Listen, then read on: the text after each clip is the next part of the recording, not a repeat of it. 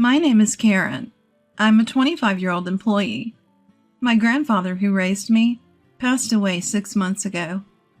Today is the day when the lawyer will open my grandfather's will. That's why I was visiting my grandfather's house with my sister Susan, who is 4 years older and is my only family. Our parents passed away in an accident 20 years ago, and since then, we were raised by our grandparents. Since my grandmother passed away from an illness a few years ago, my grandfather's spirits have been declining year by year, and he became frequently ill. Out of concern, I lived in an apartment near my grandfather's house and often went back to check on him. "You're a grown woman. It's unbecoming to keep coming back home," my grandfather would say, but he would always laugh cheerfully nonetheless. Then one day, as I went to visit like I usually did, I found my grandfather lying in pain at the entrance. In a panic, I called the ambulance. But my grandfather passed away just like that. "Hey, what are you daydreaming for? At least prepare some tea." My sister's voice brought me back to reality. Right, the lawyer will be here soon. I responded and headed to the kitchen. Taking a quick glance, I saw my sister lazily stretching out her legs on the mat and yawning. I could still smell my sister's strong perfume, even in the kitchen, a bit away, and I made a face. "She's same as always," I murmured under my breath, placing the kettle on the stove. My sister has always been the type to only care about herself. Once she hit her teens, she started dyeing her hair as if it were natural. She hung out with the so-called delinquents and was always out and about. Demanding money without working part-time was a given. Even when she caused trouble and our grandparents had to apologize on her behalf, she was unperturbed. I, being the quiet one, often had to deal with the fallout. She doesn't seem to have changed much, even after becoming an adult. She doesn't have a stable job and seems to just be drifting around while working part-time. I knew she had been asking our grandfather for money whenever I wasn't around. It was easy to imagine that she would have found this all too troublesome if it weren't for the inheritance. "Ah, you must be the lawyer. Thanks for coming today." I heard my sister's high-pitched, formal voice indicating that the lawyer had arrived. I hurriedly placed tea leaves into the teapot and headed towards the entrance. "Thank you for coming today." I had met the lawyer at the funeral. His eyes were as kind as my grandfather's. A lawyer's badge shone brightly on his chest. After offering incense in front of my grandfather's portrait, he took a sip of the tea I served, and then took out my grandfather's will. It was entrusted to him by my grandfather while he was still alive. The content was as follows. My elder sister Susan was to inherit $20 million in cash.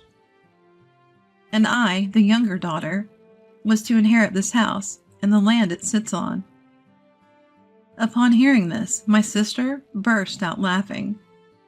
"$20 million in cash for the elder daughter? And only an old house for the younger one? How hilarious!" "It's just right for someone as plain as you."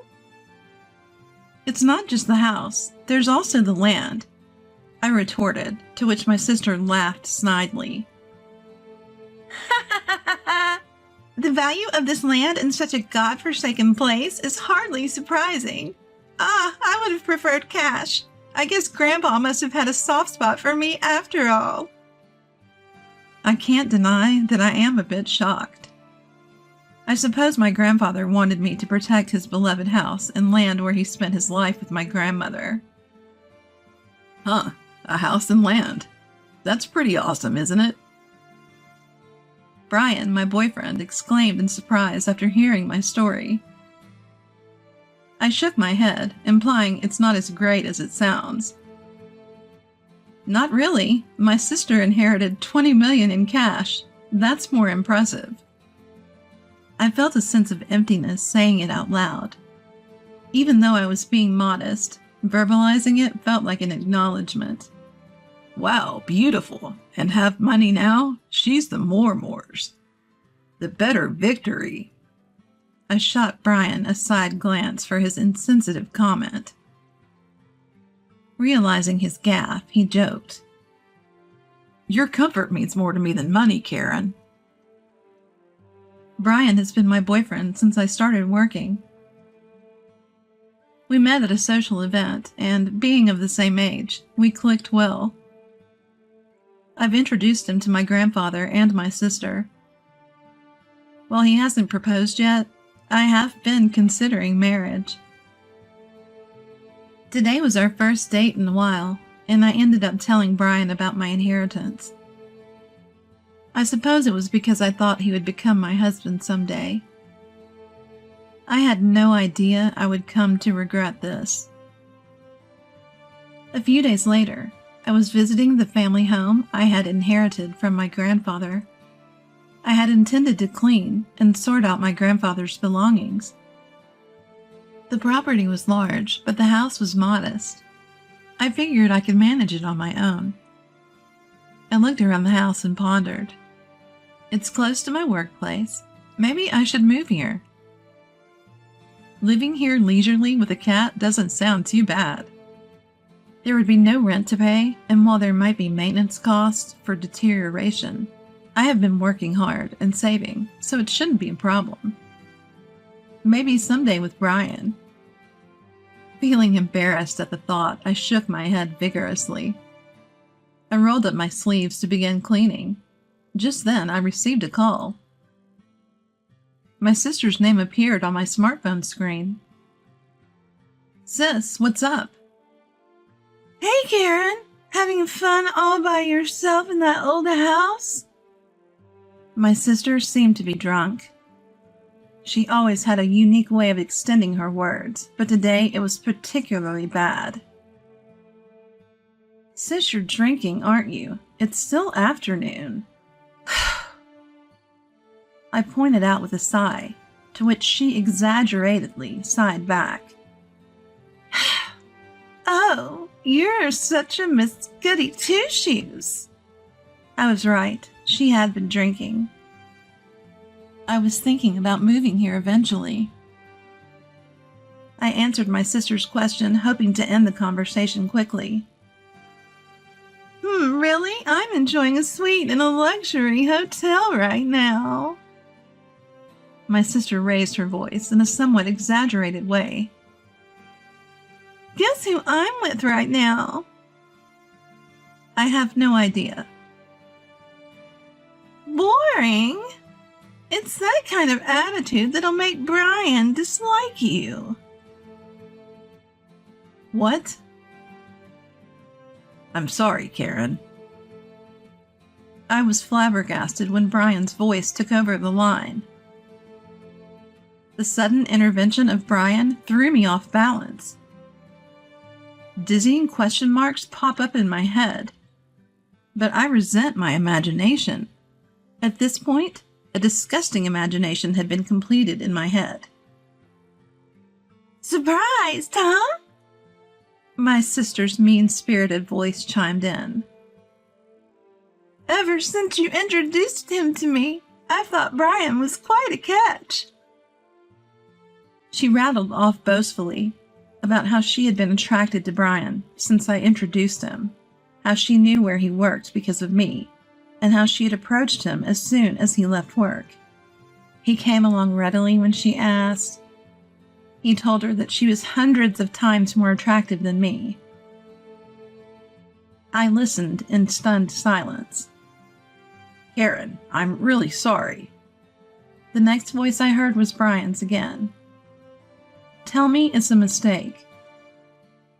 As I tried to utter words that wouldn't come, he spoke again. As a man, I had to take this opportunity. What? I do feel bad about it, but come on, it's impossible to resist a beautiful woman who has $20 million, right? The way he spoke, as if asking me to understand, drained my emotions away. I felt a cold sensation, like my blood was being drained from me. You know what? I don't need a man like you. At my words, I could hear my sister laughing uproariously in the background. The voice on the phone changed back to my sister. Well, that's how it is, and from now on, let's not consider ourselves sisters, okay? I wouldn't want you turning to me just because you're broke. With those words, she ended the call. Overwhelmed by emotions that had lagged behind, all I could do was cry out. 5 years have passed since then. I had a cat in my lap, dozing off in front of my laptop. The cat was also purring contentedly in sleep. Today is my day off, but there is still a bit of work left from what I have brought home. Oh no, this won't get the work done. I felt guilty, but I had to move the cat off my lap.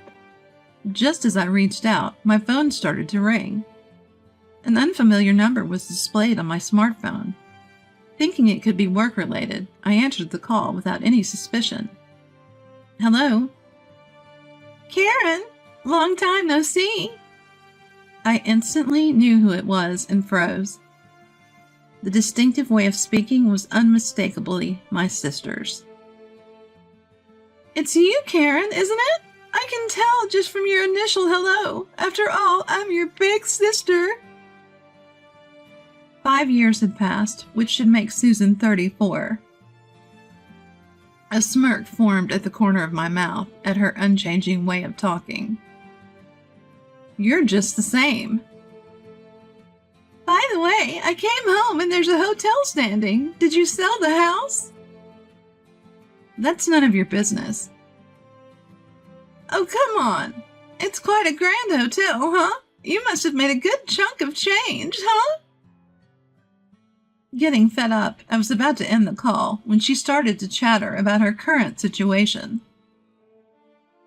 According to Susan, she had blown through the inheritance in about 2 years. Now, she even had a considerable amount of debt. Even Brian, who she's still hanging around, seemed to be drowning in debt. I was speechless. Honestly, I couldn't care less. So, lend me some money. Against Susan's yelling, I answered calmly. I've always wondered why Grandpa distributed his estate that way, but on the day you took Brian from me and cut ties, I understood. I started talking slowly. 5 years ago, when Brian broke up with me, I was crushed. After crying my heart out, I sat dazed in my room, staring into space. I'm such a fool. As I murmured this, large tears began to spill again. My gaze fell on a painting I had made as a child and had gifted to my grandfather. He had framed it and kept it hanging lovingly. Rising unsteadily, I picked up the painting. Grandpa. When the feelings of nostalgia and loneliness welled up and tears started to come, I felt something drop from the back of the frame. Picking it up, I saw it was a fresh sheet of notepaper addressed to me. I remembered how when I was little, I used to stick notes on the back of this frame and exchange secret messages with my grandfather. It was like a family journal, really. Knowing that I was to inherit the house, he probably figured I'd find this note. I'm glad I noticed. I shuddered at the thought that I might have left it unnoticed. To Karen. The date on the letter was just before my grandfather passed. I knew you'd definitely notice this letter. Right now, you're probably wondering why I distributed my estate in such a manner. Cash to your sister, and an old house and land for you. It may seem like I favored Susan, but that's not the case.